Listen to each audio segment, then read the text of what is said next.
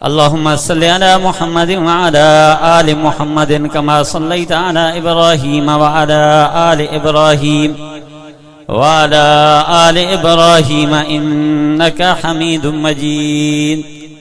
अल्लाहुम्मा बारिक अला मुहम्मद व अला आलि मुहम्मद कमा बारकत अला इब्राहीम व अला आलि इब्राहीम वाला आले इब्राहीम इन्नका हमीदुम मजीद। वाजिबुल एहतराम काबिल सद इकराम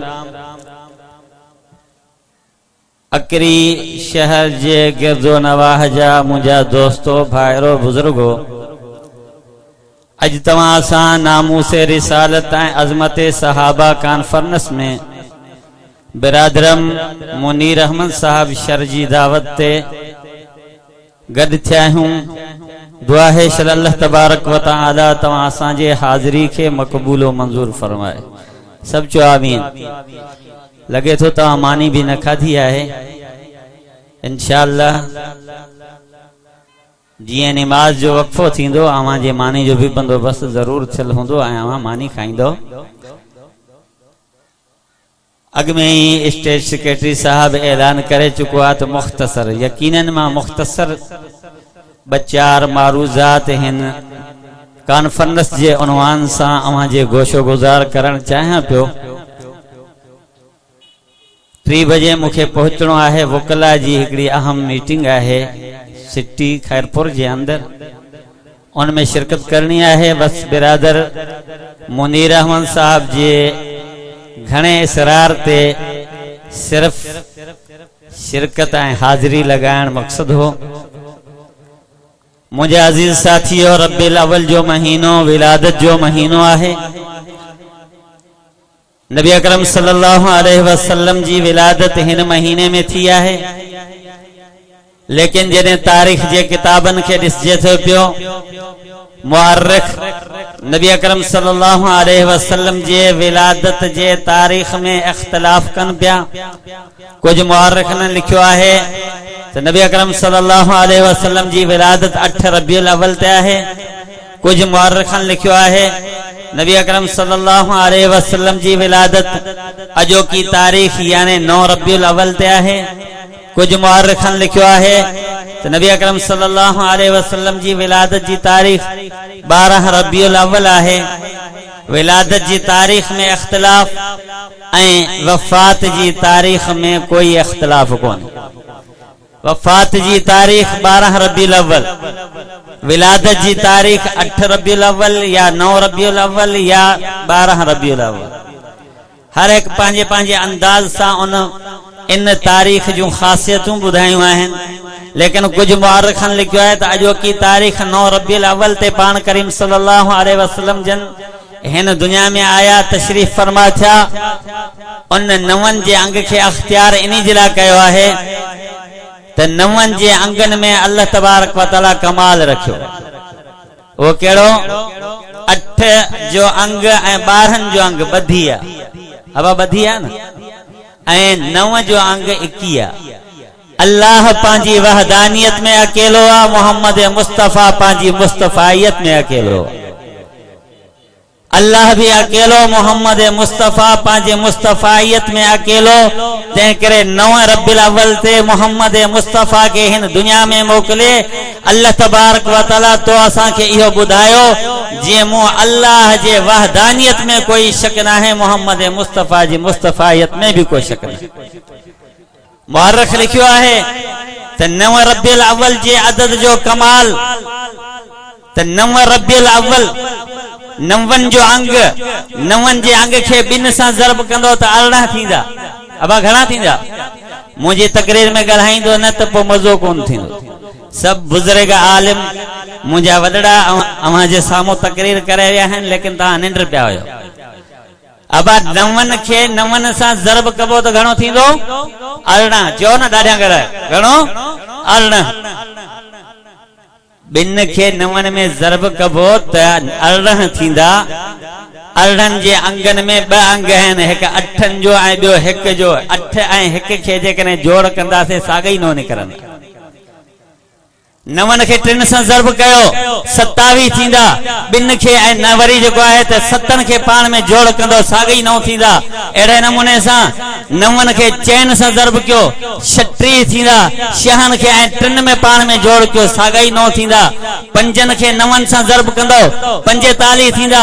4 खे ऐं जेको आहे त 5 खे जोड़ कंदो साॻई 9 थींदा। 5 खे 9 खे 6 में ज़र्ब कंदो त 54 थींदा। 4 ऐं 5 खे वरी जेके जोड़ कंदो त साॻो अंग 9 जो थींदो। अहिड़े नमूने सां 7 खे जेकॾहिं 9 में ज़र्ब कंदो त 63 थींदो। 6 ऐं 3 साॻई 9 थींदा। अहिड़े नमूने सां 8 सां जेकॾहिं ज़र्ब कंदो त 72 थींदो। 7 खे ऐं 2 खे जेकॾहिं पाण में जोड़ कंदो त इहो साॻो ई 9 जो अदद थींदो। ऐं 9 सां जेकॾहिं ज़र्ब कंदोसि त 92 थींदो। 81 थींदो। 81 में साॻी 8 ऐं 1 जो अंग आहे। वरी उनखे जोड़ कंदो त 9 जो अंग थींदो। माना 9 खे 1 खां वठी 9 ताईं जेकॾहिं असां ज़र्ब कयूं था पिया साॻो ई 21 जो अंग निकिरे थो पियो। ऐं तारीख़ दाननि इहो लिखियो आहे, नबी जे सीरत में इहा शइ लिखी पई आहे त आका इनामदार हज़रत मोहम्मद मुस्तफ़ा सल्लल्लाहु अलैहि वसल्लम जन जी उम्र मुबारक 63 साल। 63 में भी 6 ऐं 3 जो अंग आहे। 6 ऐं 3 खे जोड़ कंदो त साॻो ई 9 जो अंग निकिरे। तंहिं करे मुंहिंजा अज़ीज़ साथियो त नबी अकरम सल्लल्लाहु अलैहि वसल्लम जी विलादत 9 रबियुल अव्वल ते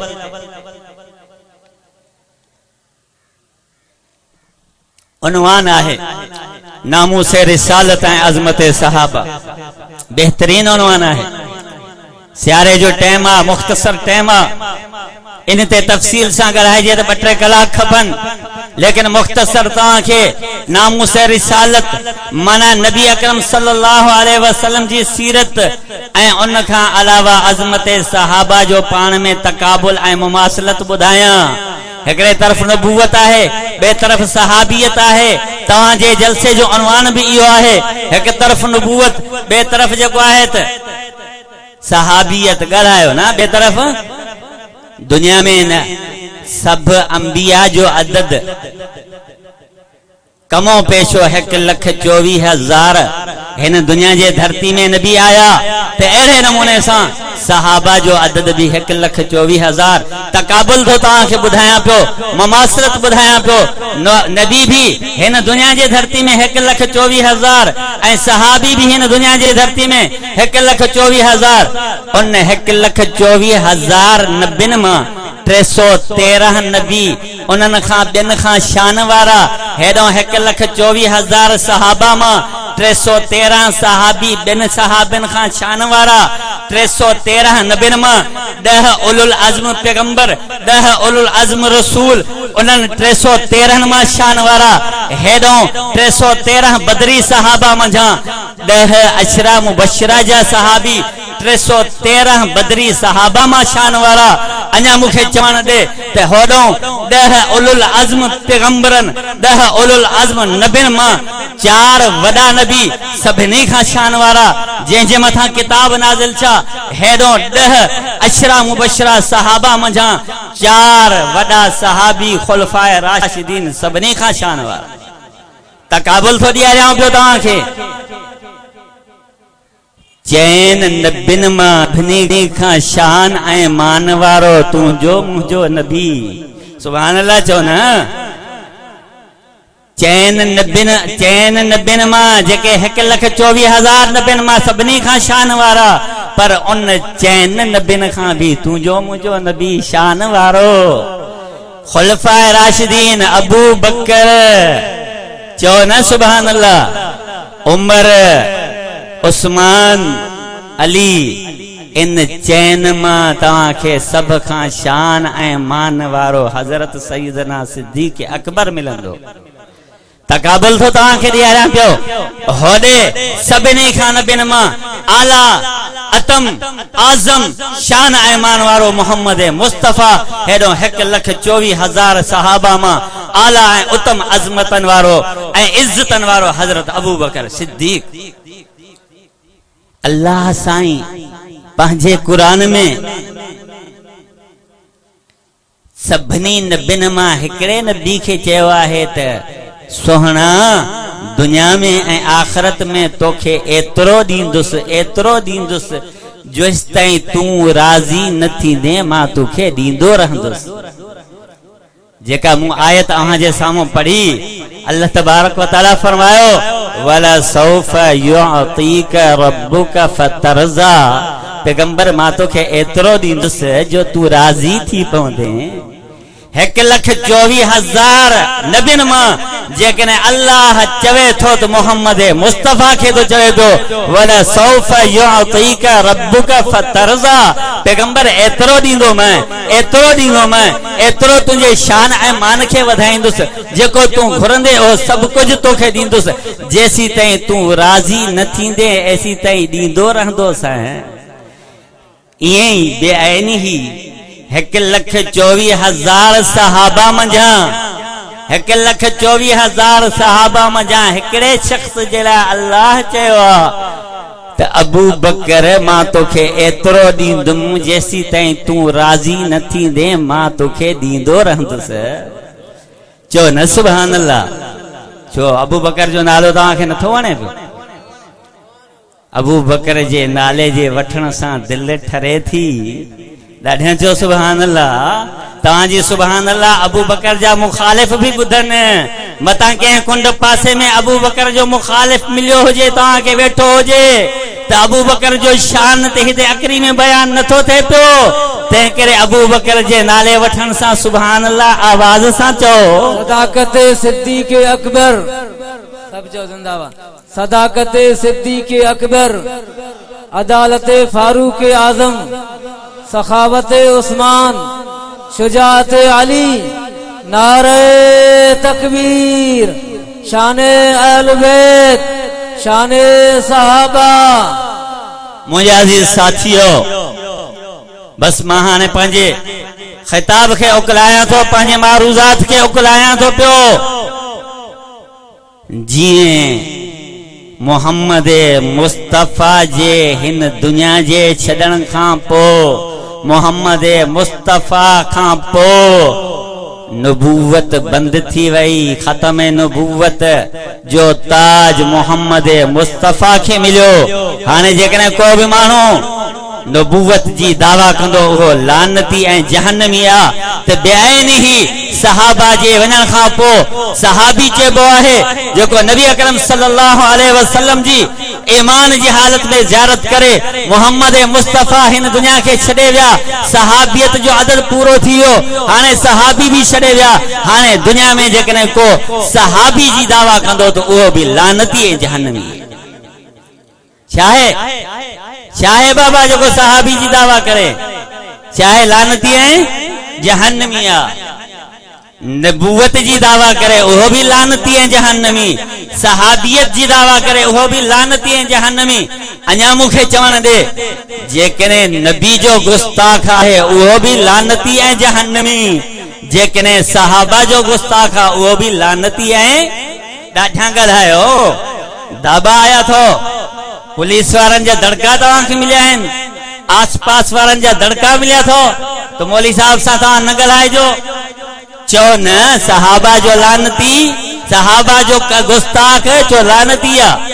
ॾाढा ॻाल्हायो, सहाबा जो गुस्ताख लानती आहे, सहाबा जो गुस्ताख चो जहन्नमी आहे, नबी जो गुस्ताख चो लानती आहे, नबी जो गुस्ताख चो जहन्नमी आहे। तवां जे वतन अजीज पाकिस्तान में छा पियो थे? उहो वतन जंहिंखे ला इलाहा इल्लल्लाह मुहम्मदुर रसूलुल्लाह जे नारे तहत हिनखे आज़ाद कयो वियो हो।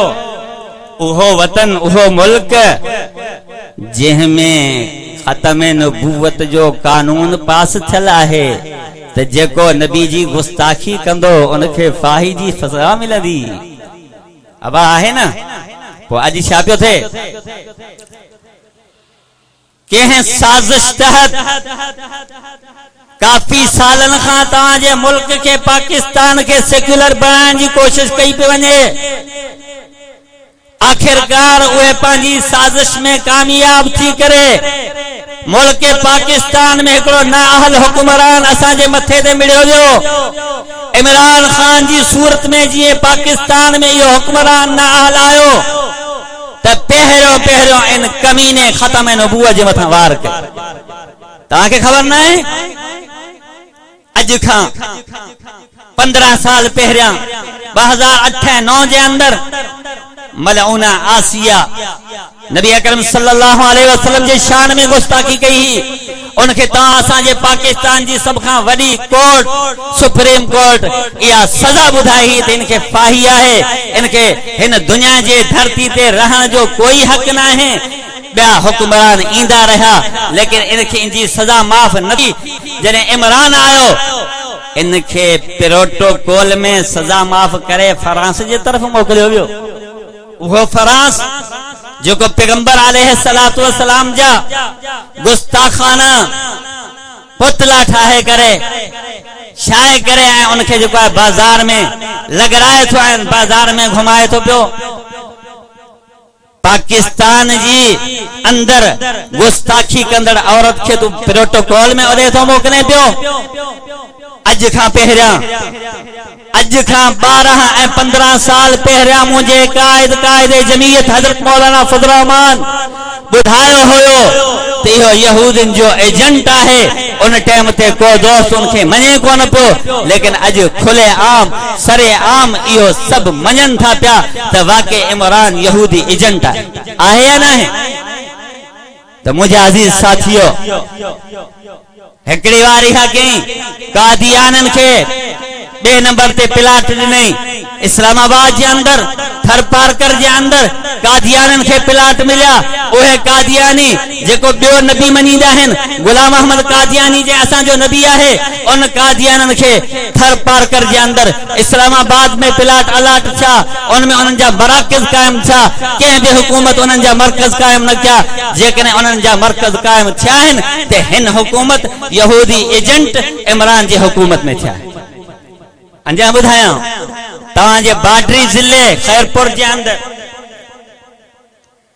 खैरपुर जो बाडरी जिलो नवाबशाह ये तो मुझे ख्याल में 30-40 किलोमीटर के फासले दे। इन नवाबशाह जिले के अंदर इमरान खान जी इजाजत से कादियानन 38 पंजा खतीब मुकर्रर किया हैं। 38 मा 32 औरतों हैं जेके नवाबशाह जिले जे घर घर वनी करे दर दर वनी करे तवा असा जे अमरन मुसलमानन जे न्याणन मुसलमानन जे जो भेनरन के गुलाम अहमद कादियानन जे लेक्चर पढ़ाए करे उनन के नबी अकरम सल्लल्लाहु अलैहि वसल्लम जे उम्मत खां फिराए करे उनन के गुलाम अहमद कादियानी जो पोय लग गयो। अने जवान था इमरान खान यहूदी एजेंट ना है।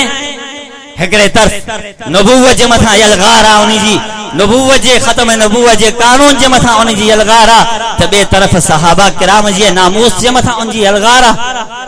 अमा डिठो कोन हेन गुजरल मुहर्रम में सहाबा किराम जी जेका तौहीन थी हेन गुजरल मुहर्रम में शहर शहर घर घर वस्ती वाहन में सहाबा किराम जी उन्हनि मानन तौहीन कई जेके मां समझंदो हां त इस्तंजो करण भी कोनी। असांजे जिले खैरपुर के अंदर 12 जगहन ते सहाबा किराम जी सरेआम गुस्ताखी कई वई। मुनीरा में बैठो उन असा के बार बार चयो त सही अकरी जे अंदर सहाबा जा गुस्ताख सहाबा जी गुस्ताखी था करन पिया।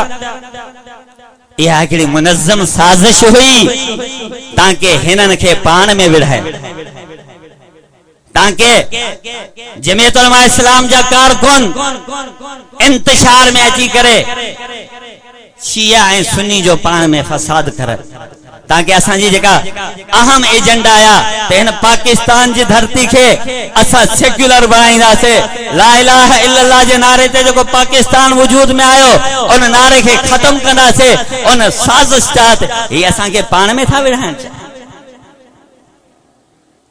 बुधी छड़ियो। जमीयत उलमा इस्लाम करें भी फिरके वारियत जे कढ कोन लगी है। याद रखो गिरतो नवाब में मता को सहाबा जो गुस्ताख वेठो हुजे, मुझो आवाज उन्हनि जे कननि में पवंदो हुजे, सहाबा जे गुस्ताख जे मथा असां कल भी लानत कई से, अज भी लानत क्यों था पिया, जेसी ताईं हिन जान में जान आहे सहाबा जे गुस्ताख जे मथा लानत कंदा रहंदा। पर इंतजामिया के बुधाइण चाहियां थो पियो, ऐसे शो अकरी जी बार बार मुखे जेका शिकायत मिली है, मुझे दोस्तन ऐसे शो अकरी जी शिकायत नोट कराई है, मां जिले जे जिम्मेदार जी हैसियत में ऐसे शो अकरी के बुधाइण चाहियां थो पियो तो याद रख, ऐसे शो अकरी जमीयत उलमा इस्लाम करें भी फिरके वारियत के फिरायो ना है, जमीयत उलमा इस्लाम जा कारकुन पुरअमन आहिनि, जेकॾहिं कंहिं भी सहाबा जे मथां बकवास कई असां कानून जो रस्तो अख्तियार करे तो वटि पहुचंदासीं, जेकॾहिं तूं भी उन्हनि खे माफ़ कयो ऐं कानून जे रस्ता जोई खे असांजे लाइ बंदि कई, पोइ यादि रख पहिरियों झेड़ो जमीयत उलमा इस्लाम जो तोसां। नारे तकबीर, जमीयत उलमा इस्लाम, जमीयत उलमा इस्लाम, नारे तकबीर। बुधायो मुखे तव्हां खे सहाबा जी इज्जत प्यारी आहे या न? ॾाढा ॻाल्हायो, मता को मुखालिफ वेठो हुजे पंहिंजे हथ फिदा में बुलंद कयो, सहाबा जी इज्जत तव्हां खे प्यारी आहे या न? नबी जी इज्जत तव्हां खे प्यारी आहे या न? पोइ जेकॾहिं सहाबा जी इज्जत तव्हां खे प्यारी आहे, नबी अकरम सल्लल्लाहु अलैहि वसल्लम जी इज्जत प्यारी थो त पोइ तव्हां खां पुछण चाहियां थो पियो, सहाबा जी अज़मत जे ख़ातिर जेको अहां जो उनवान आहे, सहाबा जी अज़मत जे ख़ातिर, नबी अकरम सल्लल्लाहु अलैहि वसल्लम जे रिसालत जे ख़ातिर उन्हनि जे चौकीदारी ॾियण जे लाइ मैदान ते निकिरणो पवे, तव्हां खे त कहिड़ा कहिड़ा तयार आहियो? सहाबा जी इज्जत जी चौकीदारी जे लाइ मैदान ते निकिरंदो, नबी अकरम सल्लल्लाहु अलैहि वसल्लम जे ख़त्म नबूवत जी चौकीदारी जे लाइ मैदान में निकिरंदो, पोइ जेकॾहिं इन मैदान जे लाइ, इन तहरीक जे लाइ, सहाबा जे गुस्ताखी के खत्म करण जे लाइ, नबूवत जे नबी अकरम सल्लल्लाहु अलैहि वसल्लम जे खत्म नबूवत जी चौकीदारी जे लाइ जेकॾहिं आलिम तव्हां खे कंहिं जगह ते सॾनि त निकिरंदो, अबा निकिरंदो पक सां, उहे हथ मथे करनि जेके हली सघनि, अबा निकिरंदो सहाबा जी अज़मत जे ख़ातिर।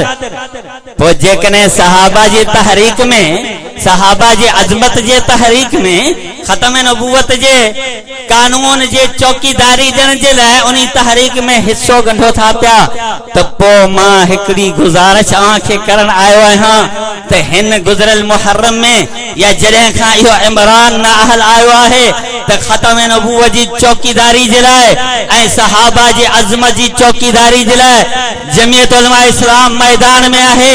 चप्पे चप्पे ते उहे पंहिंजो जेको आहे रिकॉर्ड नोट कराइण चाहिनि था पिया, एहतिजाजी रिकॉर्ड, उन एहतिजाजी रिकॉर्ड जे कड़ी जे लाइ हिकिड़ो कॉन्फ्रेंस खत्म नबूवत ऐं अज़मत सहाबा जे उनवान सां लाड़काणे में 26 नवंबर ते रखियो वियो आहे।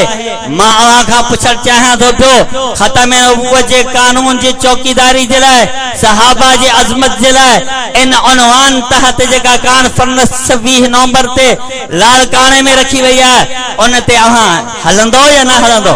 अबा हलंदो? तव्हां हलंदो? पाण सां गॾु कम अज़ कम ॿिनि माण्हुनि खे बि वठी ईंदो? पोइ मूंखे चवण ॾे, नबी की इज्जत व हुर्मत पे मरना ऐन ईमान है, नबी की इज्जत व हुर्मत पे मरना ऐन ईमान है, सरे मक्तल भी उनका जिक्र करना ऐन ईमान है, डराता है मुझे क्या दारो रस्म से अरे नादा, नबी की इश्क में सूली पे चढ़ना ऐन ईमान है, ले शौक से नाम सहाबा का, कर चर्चा आम सहाबा का, गर तलब है तुझको जन्नत की तो पल्ला थाम सहाबा का, जिंदगी बाकी मुलाकात बाकी, व आखिर दावाना अनिल हम्दुलिल्लाहि रब्बिल आलमीन।